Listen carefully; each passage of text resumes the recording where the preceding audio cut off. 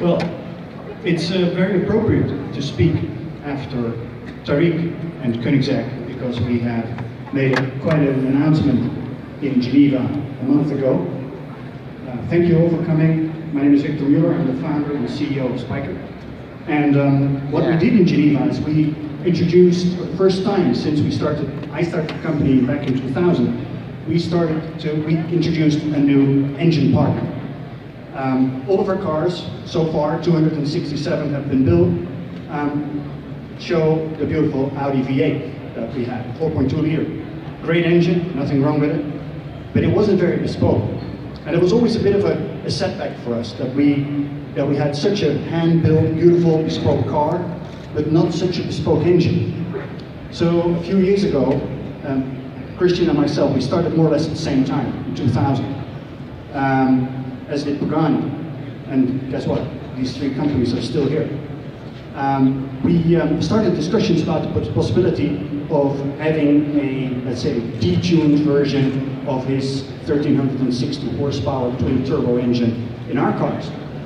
And I was very proud to announce at the Geneva Salon, where we signed the engine supply agreement, that all of our cars, all the Predators, the coupes that we introduced here last year, and the Spyders will have the Koenigsegg 5-liter, 600 horsepower, normally aspirated engine.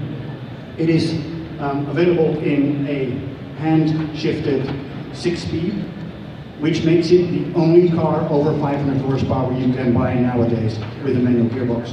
And trust me, out of all the cars we've sold so far, 50 coupes and almost 50 Spyders now, of which we're only going to build 100, virtually every buyer has opted for the manual gearbox. And that is not a surprise. And it makes me really happy, because I'm a car guy. And I love to drive a car with a manual gearbox.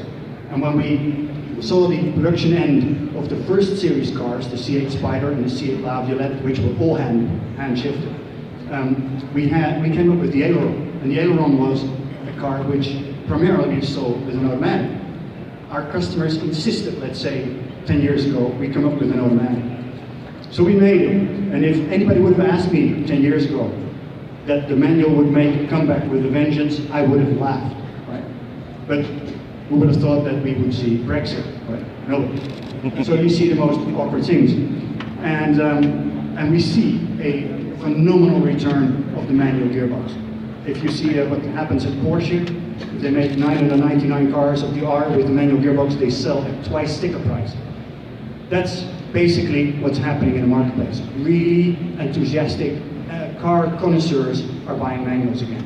So the Predator with the manual gearbox is what we sell right now. You can get an automated manual transmission, but we're not encouraging anybody to buy that. But we're getting some orders for it, primarily from the Middle East.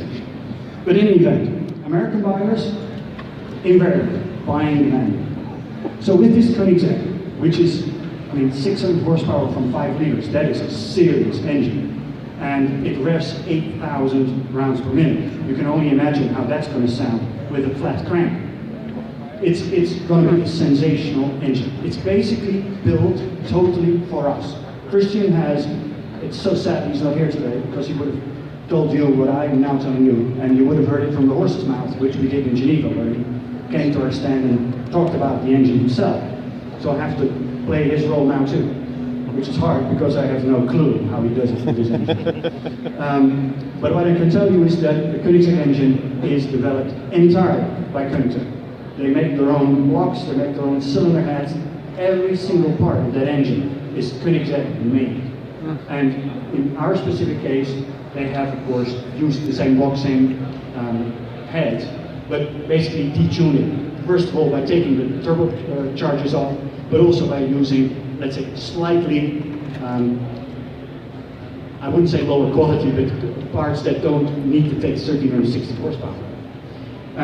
It's still a gem, and it's very expensive, but it's very beautiful. And our customers, because initially we sold all of the Predators with the Audi engine, with the supercharger, 525 horsepower. And we sold all 50 of them in a heartbeat. So we went back to our customers and said, guess what? The car's going to be a little bit more expensive, but you're going to get a 600 horsepower Koenigsegg engine. What's your verdict? Well, we didn't get any cancellations. On the contrary, people are flocking to the brand because now we have a really bespoke engine in a really bespoke car. So having said that, the Predator is our first car with a full carbon body. This particular one is the first of the series. It's still aluminium, handmade, but the production cars all have carbon bodies, and they will be just over 3,000 pounds. Very light, 600 horsepower, Lotus-made suspension, so this thing will go like a bat out of hell. And that's really what it's all about. Like the Koenigseggs, these are driver's cars. These are cars you take out on a weekend and you go to the countryside and you enjoy the car to its fullest. The design language is very much in line with Spyker heritage. Of course, I've designed all the cars from the outset, so it's not a surprise to see how the car has evolved. Our very first cars had air inlets, basically based on air scoops, which were like beautiful aluminium polished sculptures. Then on the ailerons, we went to more like turbine inlets, and on the Predator, we're toning our design a little bit further down, and now we have so-called NACA ducts everywhere in the car. These NACA ducts are very efficient, and of course we did all the aerodynamic testing with them, and they work extremely well, and they're very flush, so they're very beautiful as an integrated part of the design. The car comes with what we call turbofan wheels, and of course the typical bespoke Spyker interior. If we ever get any praise in the international media for our interiors, it is because of the tremendous attention to detail. This car has a turned aluminium dashboard, something I didn't invent. The Spykers from the 1920s all had turned aluminium dashboards. Of course, it shows the Spyker logo, which is the propeller and the wire wheel. It goes back to 1914, when Spyker merged with the Dutch aircraft manufacturing company. And some bright mind added to that logo, nulla tenaci in via est via, which is Latin for the tenacious, no road is impassable. Or for anyone who has followed our history in recent years, that is a very appropriate logo. The car comes with a full electric soft top. It has an aluminium space frame and a carbon fiber body, as I said. What we also introduced in this car, we've always been struggling to not incorporate a huge screen in the car, because it takes away from the beautiful classic interior. And we're very fortunate that we found a partner who has developed a head-up display which is hand operated. So basically you move your hand in front of the eye of the camera and it will react. And this head-up display, you will see it in the car, basically takes all the functions that in other cars would be in a huge screen. So we can do without the screen, keep the original beautiful dashboard, and integrate the head-up display. Other than that, the car, of course, has a lot of aviation-inspired details. It's in Geneva, we had a beautiful turntable, but here you will have to come to the stand and see the rear end of the car with the very much jet-inspired rear lights and the typical Spyker rear-end treatment.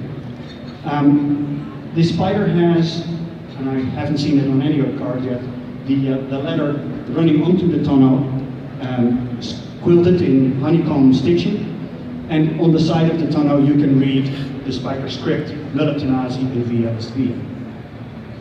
I would very much like to thank Brian Miller, Manhattan Motors, for having us here again this year, and the organization of the New York Auto Show. Without them, we wouldn't be here. It was an exceptionally cordial invitation to come here again this year, and this stand has undergone a massive change compared to last year. It really looks the part, and we're very proud to be here in the company of Rimac, Koenigsegg, Bentley, Rolls-Royce, Lamborghini, and Bugatti. I mean, what show of force is that in the high-end, in the super and hypercar market? Historically, Spyker has sold in excess of 50% of our products in America. And Brian Miller was our very first dealer in America. Back in 2003, we just started production and we hadn't even been US certified. I came to New York and I met Brian and his father, Richard. And you can imagine, right, how many people walk into a Manhattan showroom and say, listen, I want to sell you something. Right? They must go crazy over that. And, but I was invited, I got a cup of coffee, and I explained what I wanted to do with Spyker. And Brian's father looked at his son and he said, what do you think? Shall we give this kid a chance? I looked much younger then. I didn't have a Formula One team then. So he said, do you want to give this kid a chance? And I said, yeah. So they became our first dealer in 2003, 2 years before we got certified in America, and have been our largest dealer ever since. They've got 8 Predators in order out of the 50 we're building. So this puts things in perspective, right? And it's not going to be very much different with this Predator Spyder. We're only going to build a 100, and I can assure you a very large number will find its way to clients here in the New York area. I would be very glad to take any questions right now. Please. Anyone? Anyone? Questions? A Y spider or an I spider? A Y spider, like the way it should be written. We are going to do, after Remax press conference, we're going to do an interview, the 3 of us, Remax, Koenigsegg and Spyker, right over there. So any questions you may have, maybe come up then. Well, thank you so much for your attention, and I'll gladly give the microphone to Monica of Remax.